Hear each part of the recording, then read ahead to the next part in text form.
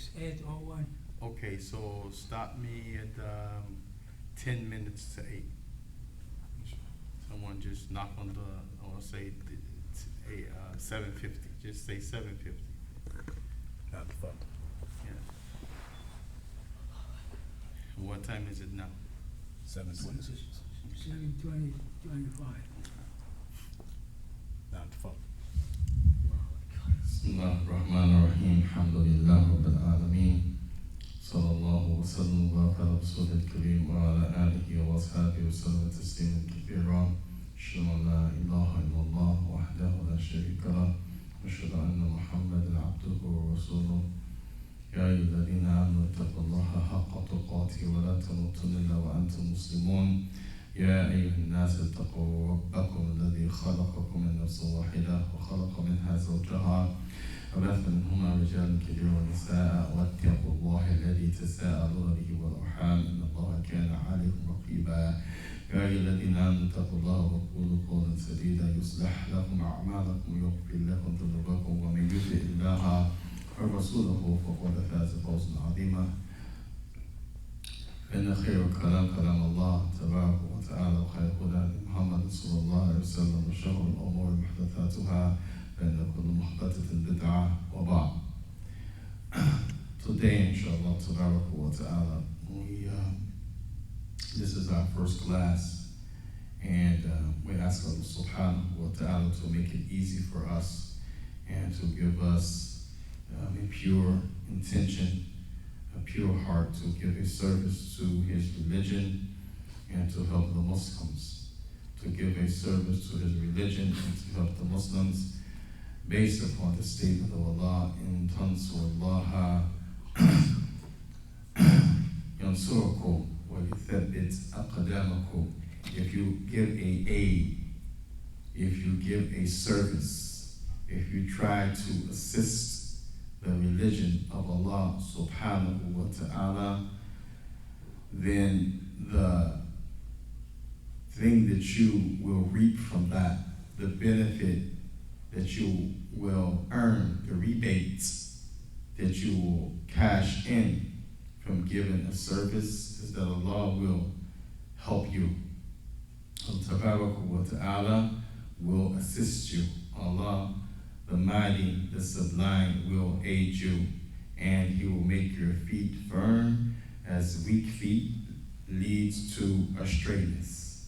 Weak footing leads to confusion. Weak footing is the opposite of iman, where you thabbit aqdamakum. You must stand on your own 2 feet. So this class, it is a combination of talking about spiritual, religious issues that everyone can relate to, be it Muslim, Christian, Jew, atheist, Buddhist, everyone can relate to. Everyone may not believe the same, but they can relate to these issues. Secondly, mental illnesses. Everyone can relate to these issues. Everyone may not understand or diagnose them the same, but everyone can relate to them. And physical sicknesses. Physical sicknesses. Everyone may not have the same physical sickness. Some may have different levels of physical ailments. Everyone may not agree to the diagnosis of that physical sickness, but everyone again can relate. And the purpose of this class is to provide a balance, especially when you talk about spiritually. As in here, we don't want to use spiritual like the Christians or the people that say I'm non-denominational, but I'm just spiritual. When we say spiritual here, we mean ruhiyya in the Arabic language, which is connected to our religion, Islam. We mean your heart, your feelings, your sentiments, your decisions, that all are tied to something of the soul.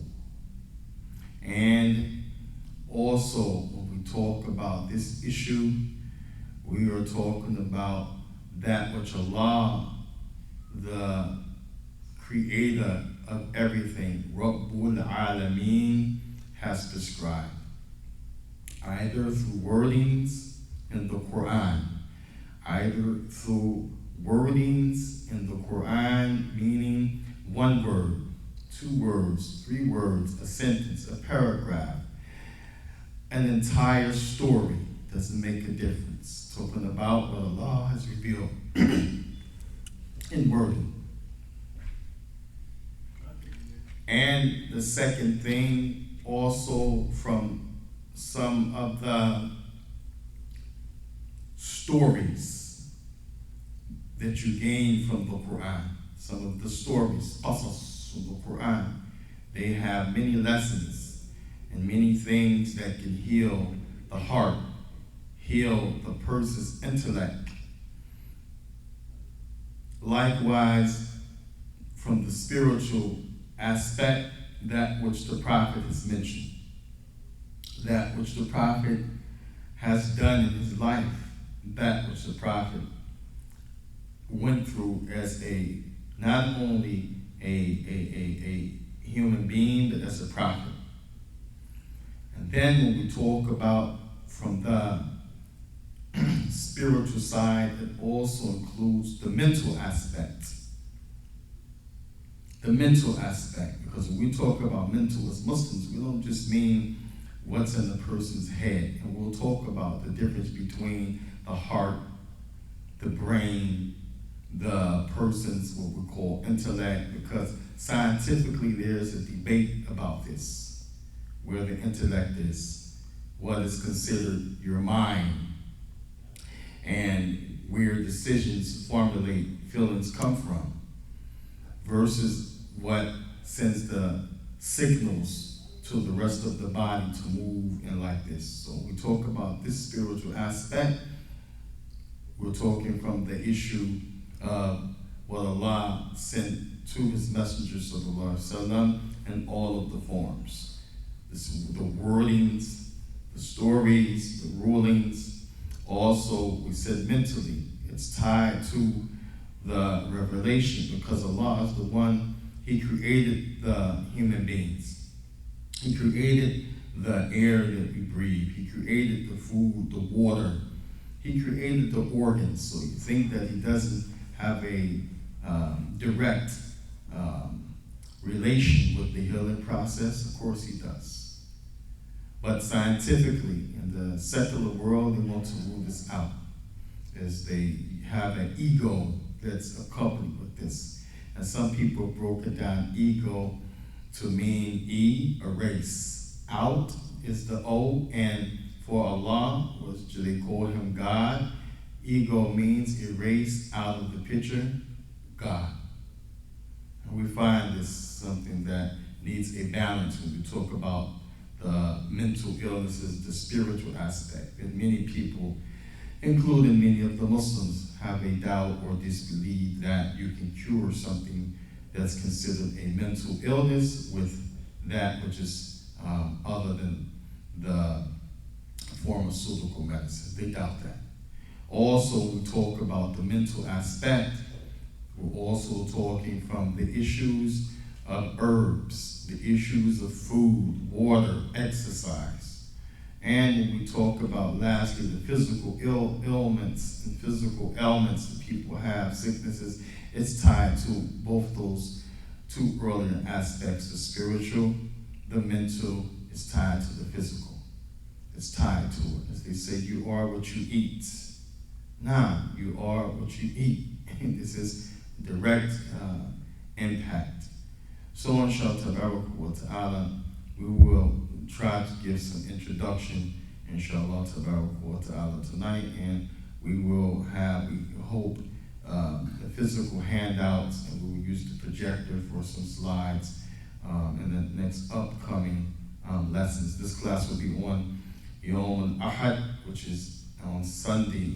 We say in English, in Arabic, Yom al-Ahad, every 7 o'clock, even through Ramadan. We were talking tonight, so mashallah. What time we have now? 7:32. 36. 36 type. The first thing I want to try to explain is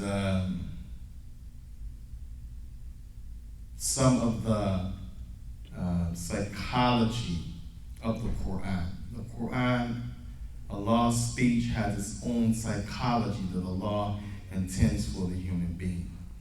And one of the things that is a debate and a struggle, whether or not religiously, spiritually, that can be used, spiritual scriptures, that which is, we said, ayat, wordings from Allah, can be used for not only spiritual but mental and physical curing.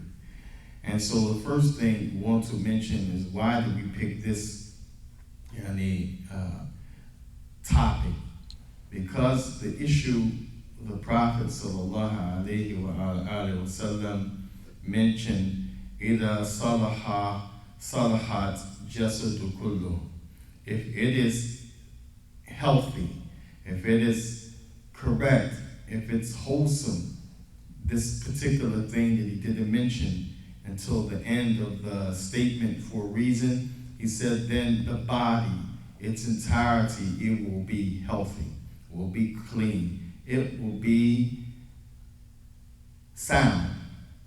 وَإِذَا فَسَدَتْ جَسَدُ كُلُّهُ. But if it's the opposite, that thing is sick, has defects, it has illnesses, those things, that are causing problems, then the whole body will be problematic. The whole body will be sick. The whole body will have the bad effects. And then the Prophet highlighted and outlined that part of the body clearly when he said in the Arabic expression, Allah wa hiya al-qalb. Is it indeed nothing more than the heart? So this, when we talk about mental, physical, and then we go back to spiritual, it's all tied together. And that's why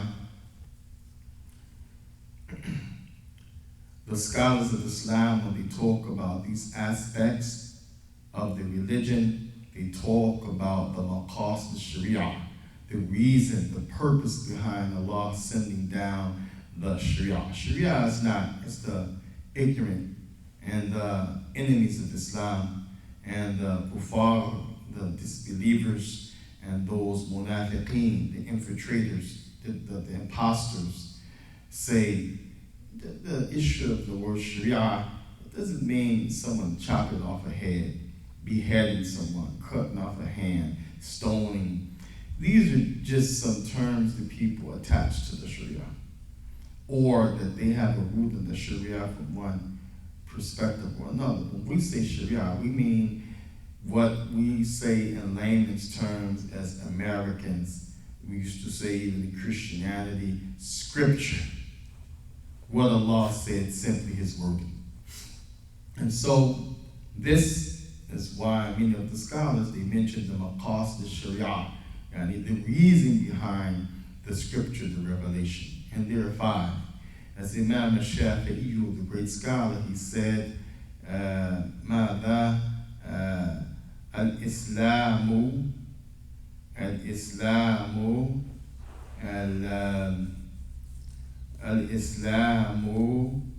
معللة مصالح الخلق. He said the reason Allah sent the religion is so that something can be superior enough to bring a rectification and a betterment for all living things. So something that will bring a rectification, a healing, a treatment for all living things, that is the revelation of Allah subhanahu wa ta'ala. And we know that Allah, He mentioned that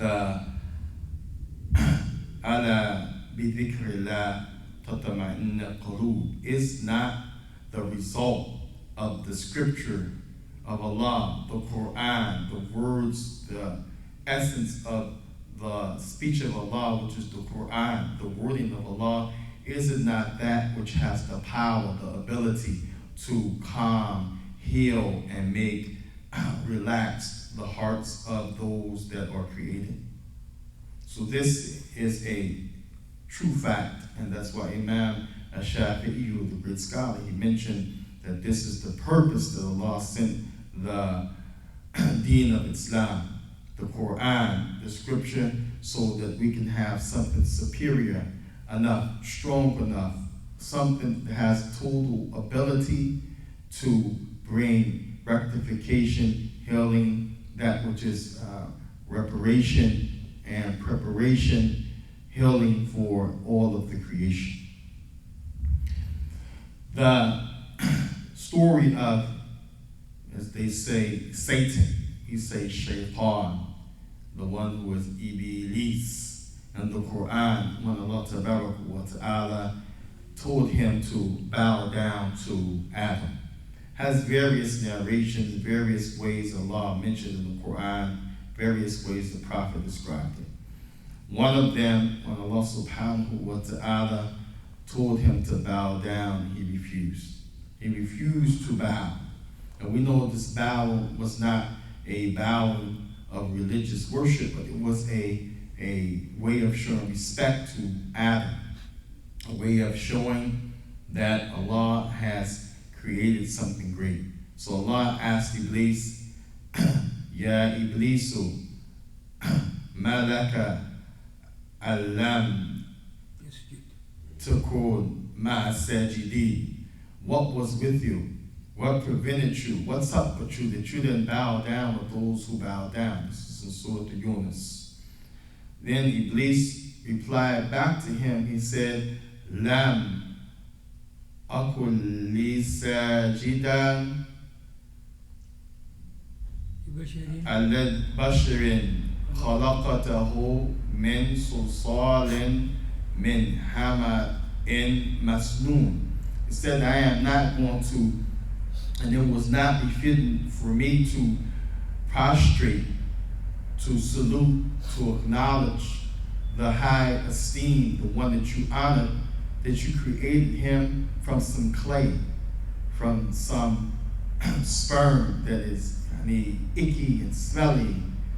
While in another ayah, Allah Azza wa Jalla said that Iblis said, خَلَقَتَهُ مِنْ خَلَقَتَنِي مِنْ نَارٍ, you created me from fire, وَخَلَقَتَهُ مِنْ طِينٍ, and you created him from some mud. You want me to bow to like the ground, the dirt, while I'm fire? So this first thing, we see that in that story, Allah Azza wa Jalla said that he was cursed, because he asked Allah, Unzurni ila yawma yub'athun. Don't punish me now, leave me alone, spare me until the day of resurrection. Then Allah said, Innaka min al-munzirin. Okay, I have been giving you respite. You cannot be punished until the day of judgment. You can be free, in other words. I won't lock you up, I won't punish you. You won't bail until the day of judgment. Then, Tabarak wa Ta'ala, this is a conversation that was taking place between him and Satan, Shaitan, in the paradise. Then Allah Azza wa Jalla told him, فَخْرُجْ فَإِنَّكَ رَجِيمٌ. Get out of the paradise because you were cursed. And then Shaitan had something to say back. He said, Rabbi bima aqwaytani, O my Lord, bima aqwaytani. And the scholars of Islam, they said this letter, this article in the verse, ba, bima, you hear it clearly, B and then ma. It said either it means ba qasam, that it is used for swearing, which the meaning of qala rabbi bima aqwaytani, they said either it means aqsam bi rabbi, aqsam bi rabbi, aqsam bi rabb, aqsam bi rabbi, aqsam bi aqwayika li, bima بما أقسم بربي أقويك لي. I swear by the destruction and the astrayness and the abandonment of yours that you gave to me.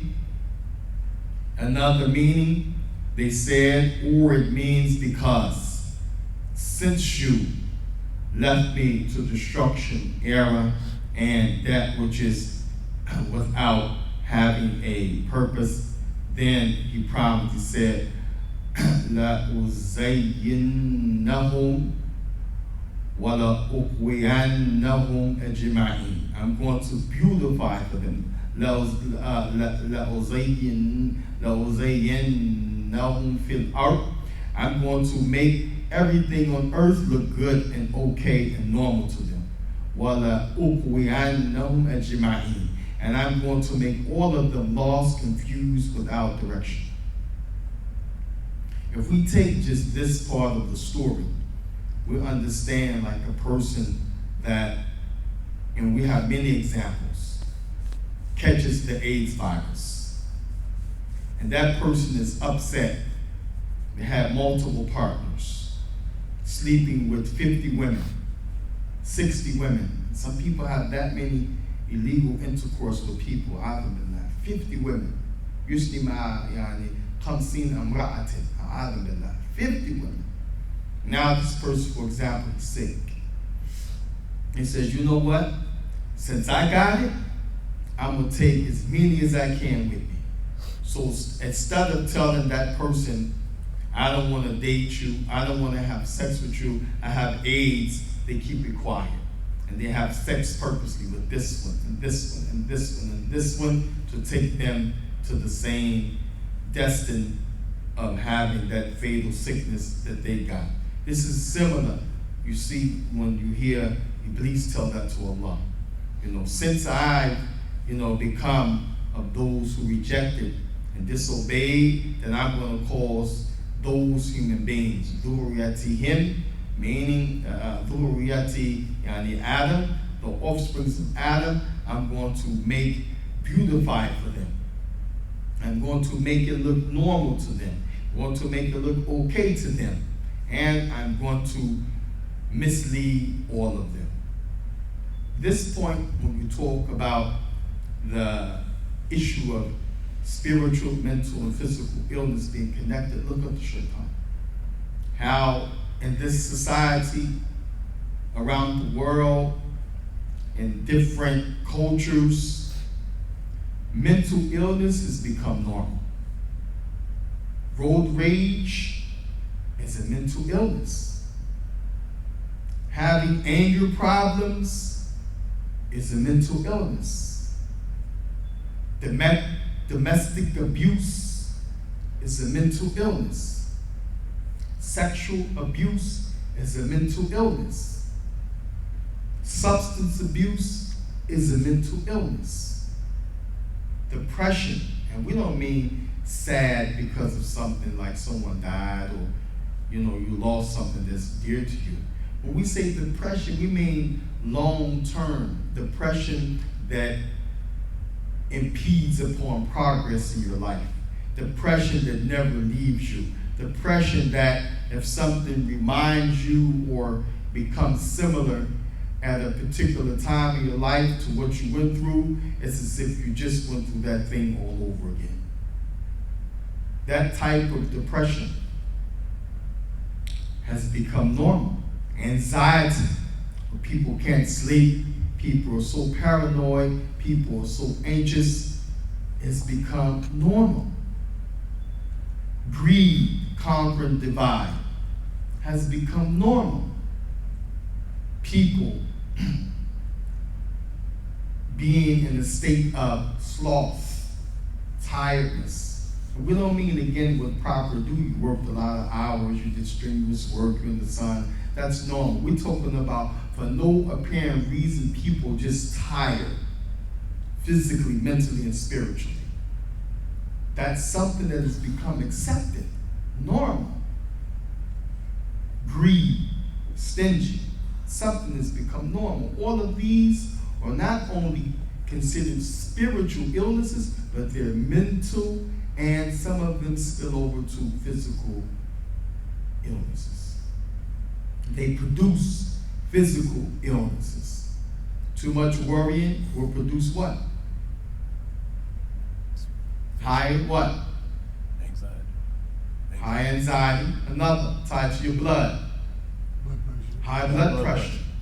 High blood pressure sometimes triggers sugar what? Diabetes. Diabetes.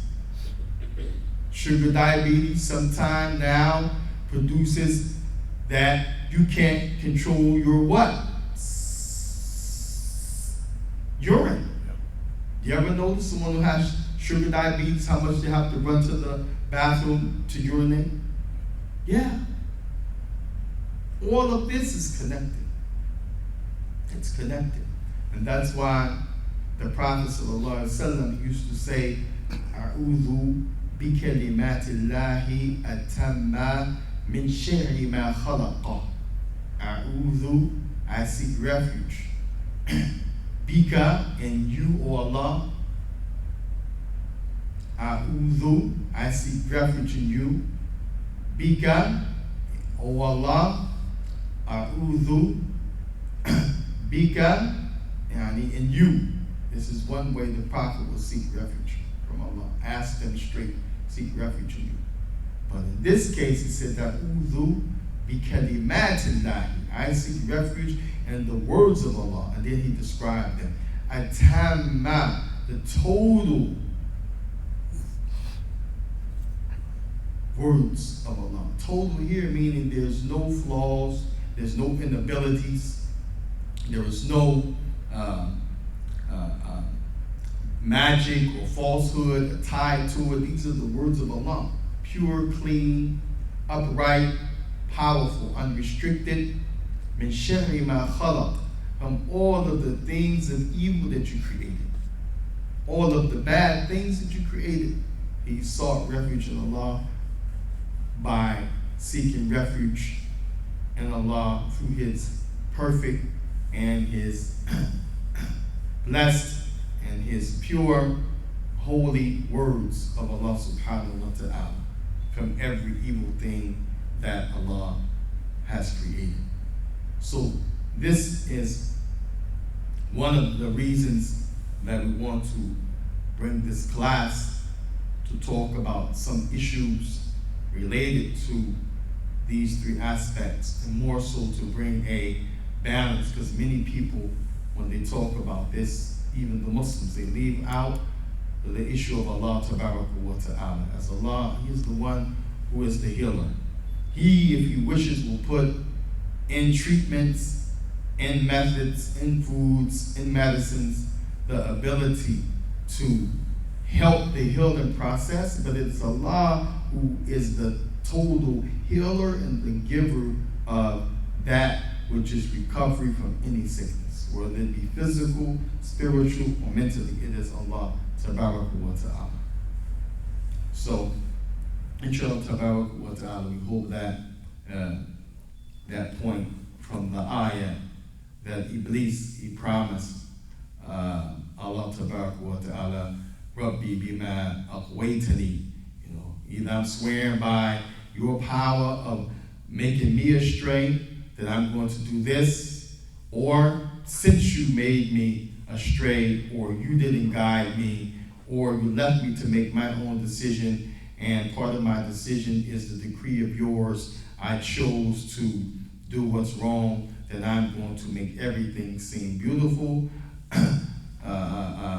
I'm going to make everything seem fair, normal to them, and I'm going to lead them all astray. Then Allah said, Illa, that Iblis said, Illa ibadaka min al-mukhlaseen. And I will be able to do that to all of them except those who are pure, they are clean, they are treated, they are free from any elements in their heart and, of course, in their deen. Now, so this is very important. And inshallah tabaraka wa ta'ala, we will stop here. What's the time now? 7:55.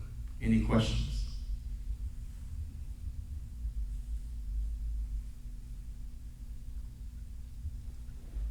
So the point, the objective of today's opening is to establish that, logically speaking, anything can be treated with the words of Allah subhanahu wa ta'ala. Anything can be treated. Doesn't make a difference. There's no limitations. If it's physical, mental, spiritual, it can be treated with the words of Allah. It can be treated with food, drink. It doesn't have to be the only way that you could treat something is through the drugstore or pharmaceutical medicine. This was the purpose of showing the connection between all of those sicknesses, and the one that is in the front of these sicknesses for the human being is the devil, the Shaikh. And that Allah is the one that has given us a total remedy in his religion from the way of his prophet and the book of Allah subhanahu wa ta'ala, and from our food and drink and environments. All of this is tied together. This was the point that we want to make today. And inshallah wa ta'ala, next Sunday we hope to have a handout with the review of these points, and then we'll move along further, inshallah. We will mention some hadith of the Prophet ﷺ to prove this, and some ayah to prove this, inshallah ta'ala, next Sunday. The 5 things, maqasid, maqasid masalih al-khalq, the 5 things that the Sharia came. We're going to mention those 5. We'll give details next class. The 5 things that Allah sent the religion to preserve: hifdul mal, that a person, through the religion, he can protect his wealth. He can protect his investments, things that have some type of monetary or physical or spiritual value, his wealth. When you think of mal, don't just think of my $20. Think of anything that is tradable or that has some type of commerce to it. Land, wealth, resources, your mal, to protect your wealth. That's the first reason Allah sent the Sharia. The second one, hifdhu al-irq, to protect a person's reputation, and how he or she is viewed, how he or she is dealt with, how that person's reputation is, to protect a person's honor, his reputation. The second one. The third one, hifdhu dam. Here, dam, blood doesn't mean to keep your blood from being tainted with airborne diseases. It means to protect life. Blood here means life, to protect a person's life. Therefore, every way that a person's life should be protected and upheld is in the Sharia, in the Qur'an. The fourth thing that Allah sent the Sharia to preserve is the aql, the aql, the intellect, the mind, the heart of the person. The mind, the heart of the person. And the last thing, hifdhu ad-din, to protect the person's life in general, but here deen means his religion, his ibadah, his worship like this. These are the 5 things that Allah Azza wa Jal sent the Sharia for, and these 5 we will continue with next week as they're connected to the spiritual, mental, and physical illnesses. And we ask Allah subhanahu wa ta'ala for his help and for his treatment, his healing through his words, through that which is the food and drink, the environment. We ask Allah to make it something to rectify the creation, to heal us. We ask Allah subhanahu wa ta'ala to help us as we're approaching Ramadan in this coming season of healing, of cleaning, of treating the hearts of the people that are the believers. We ask Allah subhanahu wa ta'ala for sincerity and that which is a pure heart and mind and soul and body. ونسأل تبارك وتعالى التوفيق. صلى الله وسلم على نبينا محمد وعلى آله وأصحابه أجمعين.